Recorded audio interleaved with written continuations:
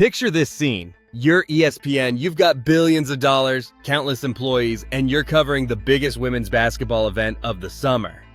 The Indiana Fever are about to pull off one of the most shocking upsets in WNBA history.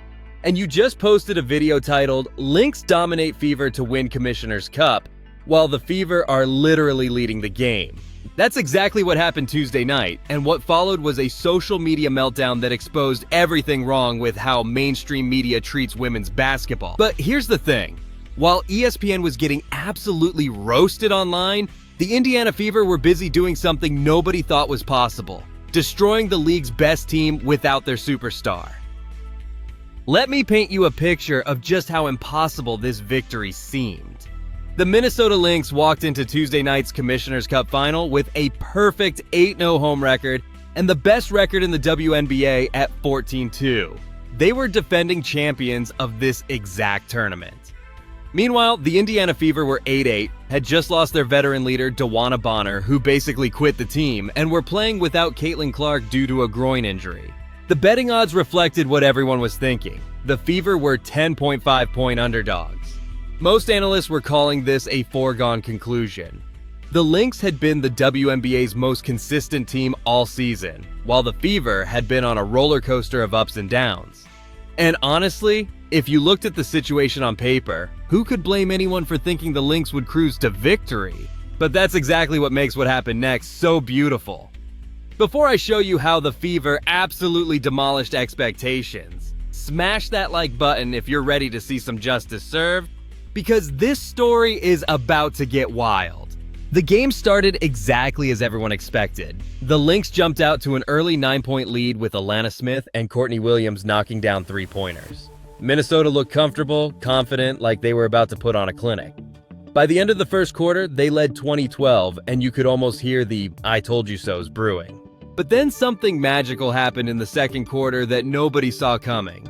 The Fever went on an 18-0 run and held the Lynx scoreless for the final 8 minutes and 13 seconds of the first half. Let me repeat that. 8 minutes and 13 seconds without a single point from a team averaging over 80 points per game. This wasn't just good defense. This was a complete shutdown. A masterclass in team basketball that had the Target Center crowd going silent. The Fever outscored Minnesota 20-7 in the second period, turning what looked like a blowout into a 32-27 Indiana lead at halftime. And here's where the story gets really interesting. While this incredible defensive performance was happening on the court, someone at ESPN was about to make one of the most embarrassing mistakes in recent sports media history. During the game, while the Fever were actually leading, ESPN had a scheduled YouTube video with the title, "Full Reaction, Lynx Dominate Fever to Win Commissioner's Cup." The screenshot of this title spread like wildfire on social media, and WNBA fans absolutely lost their minds. Think about this for a second. ESPN, a company worth billions of dollars with layers of producers and editors and checks and balances, somehow published a video assuming the outcome of a game that was actively being played. The video was scheduled to premiere, meaning this wasn't just a draft title sitting somewhere, this was going live for the world to see. The timing couldn't have been worse.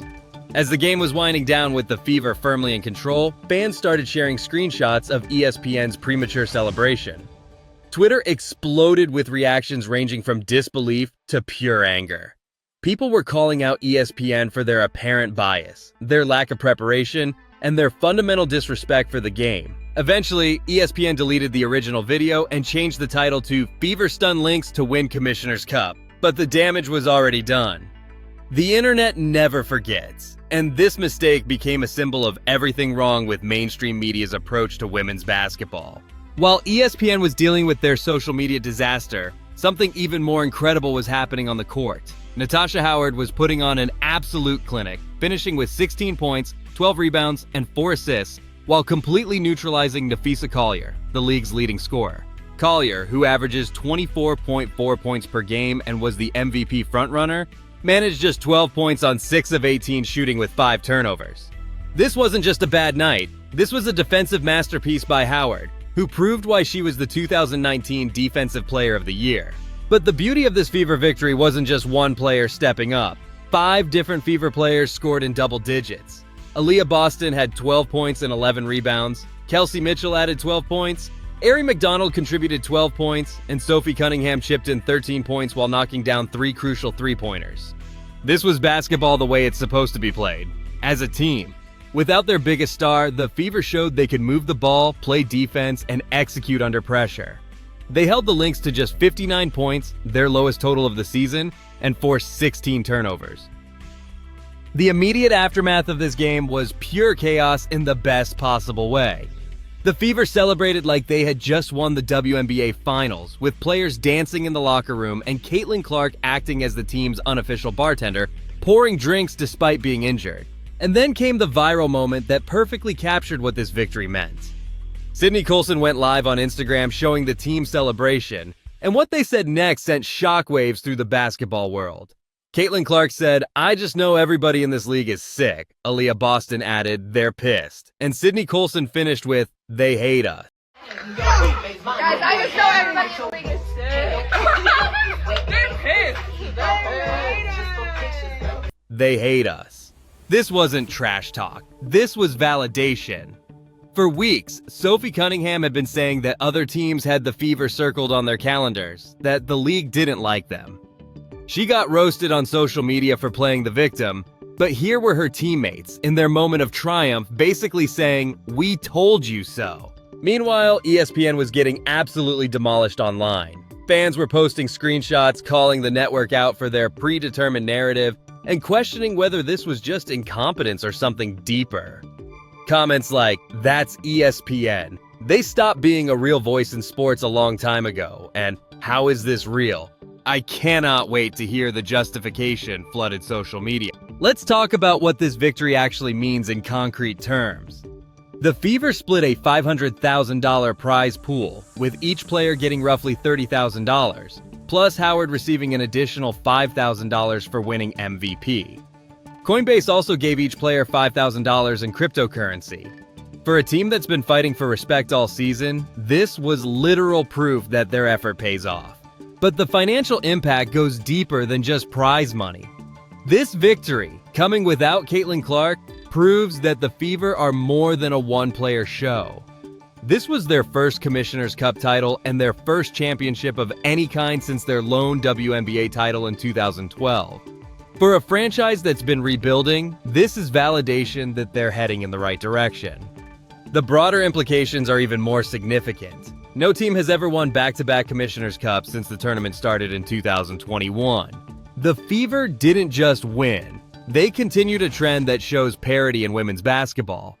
They proved that on any given night, with the right preparation and execution, anyone can beat anyone. The Fever improved to 8-8 and gained massive confidence heading into the rest of the season. Coach Stephanie White made a crucial point after the game about learning to play without Clark, saying that making big plays in tough moments on both ends of the floor will pay dividends down the stretch. This wasn't just about one game. This was about a team learning they can compete at the highest level even when everything seems stacked against them. As Kelsey Mitchell put it, "It felt good to get a win under gut-check circumstances.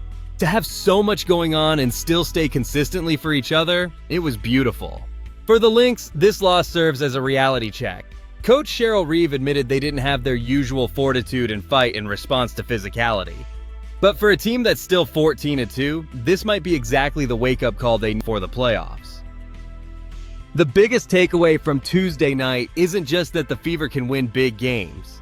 It's that women's basketball deserves better coverage, better respect, and better preparation from major media outlets. ESPN's mistake wasn't just embarrassing. It was symbolic of a larger problem in how mainstream media approaches the WNBA. But here's the beautiful irony. While ESPN was getting roasted for their incompetence, the Fever were out there proving that women's basketball is unpredictable, exciting, and absolutely worth your attention. They showed that star power matters, but team chemistry and execution matter more. This victory sends a message to the rest of the league that the Fever aren't just Caitlin Clark and friends anymore. They're a legitimate team that can show up in big moments and execute when it matters most. With 7 games left before the All-Star break and 5 straight home games coming up, this could be the momentum shift that changes their entire season. As for ESPN, well, let's just say they learned the hard way that in women's basketball, anything can happen, and you better be ready to cover it properly. The Fever didn't just win a championship Tuesday night, they exposed the gap between perception and reality, and they did it in the most satisfying way possible. The next time someone tries to write off women's basketball or predetermine the outcome of a game, just remember what happened Tuesday night in Minneapolis. Sometimes the underdog doesn't just win, they dominate, and they make everyone who doubted them look foolish in the process. That's exactly what makes this sport so incredible, and it's exactly why stories like this matter. The Indiana Fever just reminded everyone why you play the games, and they did it while making ESPN's mistake the perfect symbol of everything they were playing against.